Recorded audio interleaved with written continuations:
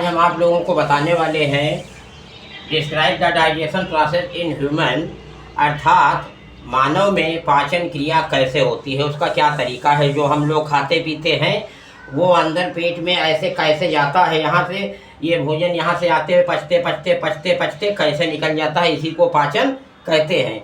ये कैसे होता है, कहाँ कहाँ पाचन होता है, वो सब बताने वाले हैं। बहुत इंपॉर्टेंट है, काफ़ी पूछा भी जाता है, एक एक नंबर में भी पूछ लिया जाता है कि डाइजेशन स्टमच में कैसे पाचन होता है, digestion mouth and oral cavity में कैसे पाचन होता है, ड्यूडेनम में कैसे पाचन होता है। एक एक नंबर के लिए भी बहुत इंपॉर्टेंट है और पूरा का पूरा पूछ लिया जाता है लॉन्ग क्वेश्चन में।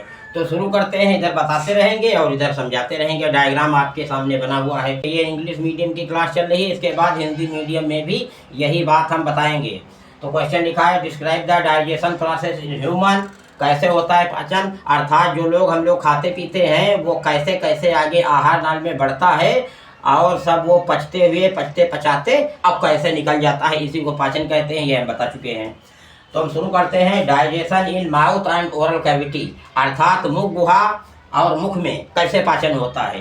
As soon as a person puts food in their mouth they use their teeth to bite and break it smaller pieces, अर्थात ये कहने का मतलब जैसे ही जो भोजन मुख में रखा जाता है तुरंत उसकी जो दांत होते हैं उससे भोजन को काट काट के छोटे छोटे पीस बना दिए जाते हैं।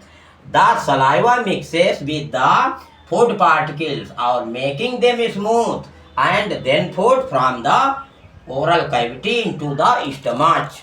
और जब छोटे छोटे पीस बना दिए जाते हैं तो क्या होता है, सलाइवा मिक्स हो जाता है। कहाँ से, ये सलाइवरी ग्लैंड बनी हुई है, तुरंत इससे सलाइवा जो लार होती है तो वो सलाइवा आके भोजन में मिल जाता है, जिससे भोजन क्या हो जाता है, वो स्मूथ हो जाता है, चिकना हो जाता है, चिकना बना दिया जाता है। उसके जो भोजन के टुकड़े होते हैं उसकी सहायता से वो चिकना हो जाता है। And them food from the oral cavity into the stomach, और चिकने होने की वजह से वो तुरंत जो है ओरल कैविटी से कहाँ पहुँच जाता है, फूड स्टमच में पहुँच जाता है। अब नंबर 2, डाइजेशन इन स्टमच। स्टमच में क्या होता है देखिए, इन food like smooth gastric juice from the stomach glands mixed the food. इसका अर्थ ये हुआ कि जो वो छोटे छोटे पीसेस जो भोजन के आए थे तो यहाँ जैसे ही पहुँचे तो गैस्ट्रिक जूस, इसमें हम बता चुके हैं कि आमाशय के अंदर जो स्टमच है इसके अंदर ग्लैंड्स होती हैं और उससे क्या निकलता है, गैस्ट्रिक जूस निकलता है स्टमच से, और वो मिक्स द फूड, उसी छोटे छोटे स्मॉलर पीस जो भोजन के होते हैं उसमें मिक्स हो जाता है चिकने भोजन में। आगे और क्या है, it contains enzymes such as pepsin, lipase and trypsin which digest fat and milk। ये जो गैस्ट्रिक जूस होता है इसमें कौन कौन से एंजाइम होते हैं, पेप्सिन, लाइपेज एंड ट्रिप्सिन, और ये डाइजेशन किसका करते हैं, फैट एंड मिल्क का डाइजेशन करते हैं। Gastric juice contains HCl which prevent food from the spoiling। ये बहुत इंपॉर्टेंट बात है कि जो इस भोजन के स्मॉलर पीसेस होते हैं छोटे छोटे, उनको सड़ने से कौन बचाता है, गैस्ट्रिक जूस में HCl पाया जाता है, वही HCl भोजन को सड़ने से बचाता है, प्रिवेंट करता है। अब आगे, the partially digested food mass in the stomach moved into the duodenum after some time. जो बचा हुआ भोजन का पार्ट है वो कुछ समय बाद मूव कर जाता है, किसमें, ड्यूडेनम में। कुछ समय बाद आमाशय से ड्यूडेनम में मूव कर जाता है, अर्थात आमाशय से जिस ड्यूडेनम में जो सी के आकार का होता है इसमें चला जाता है। अब ड्यूडेनम में कैसे होता है digestion, digestion in duodenum, in the duodenum pancreatic juice from the pancreas and bile juice from the gall bladder mix the food and fat is digested here. Duodenum में क्या होता है, ड्यूडेनम में पैंक्रियाटिक जूस आता है, कहाँ से आता है, पैंक्रियाज से। ये पैंक्रियाज है, यहाँ से पैंक्रियाटिक जूस आता है ड्यूडेनम में। और क्या आता है, bile juice from the gall bladder.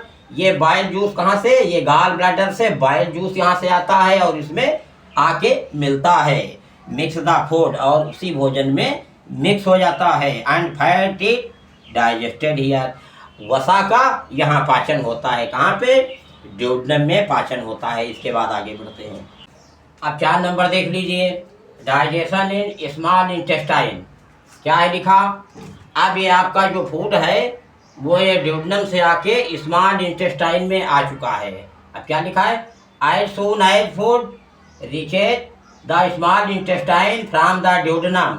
जैसे ही ड्यूडेनम से स्मॉल इंटेस्टाइन में फूड पहुंचता है, it mix the several enzymes and the remaining food is digested here. जैसे ही ड्यूडेनम से पहुंचता है या स्मॉल इंटेस्टाइन में, तो क्या होता है? सेवरल एंजाइम, बहुत सारे एंजाइम जो निकलते हैं और रिमेनिंग फूडेज, जो बचा हुआ भोजन है, उसका डाइजेशन यहाँ हो जाता है। यहाँ छोटी आंत में, स्मॉल इंटेस्टाइन में उसका बचे हुए भोजन का डाइजेशन हो जाता है। और फिर आगे क्या है? The food is एब्जॉर्बेड by the Willey in the small intestine. ये बहुत इंपॉर्टेंट लाइन लिखी हुई है कि यहाँ पे जब डाइजेशन हो जाता है, डाइजेशन कंप्लीट हो जाता है। इसी हमने बताया था कि स्मॉल इंटेस्टाइन के अंदर उंगली जैसी छोटी छोटी लगे हुए होते हैं, ग्लैंड टाइप की, उनको विल्ली कहते हैं। तो the food is एब्जॉर्बेड by the Willey, इसी विल्ली के द्वारा एब्जॉर्प्शन हो जाता है भोजन का। जो भी पोषक तत्व होते हैं उनका एब्जॉर्प्शन कौन करता है? विल्ली के द्वारा एब्जॉर्प्शन मतलब अवशोषण हो जाता है। और फिर then the food moves on the large intestine where water is absorbed. उसके बाद जब विल्ली के द्वारा एब्जॉर्प्शन हो जाता है, उसके बाद जो मूव कहाँ? लार्ज इंटेस्टाइन में। जैसे ही भोजन का जो बचा पार्ट होता है और वहाँ क्या होता है?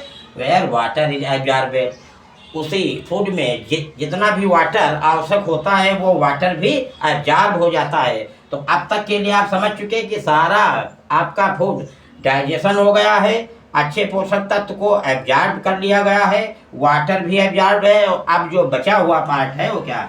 There the undigested part in the food excrete from the body as feces through the anus।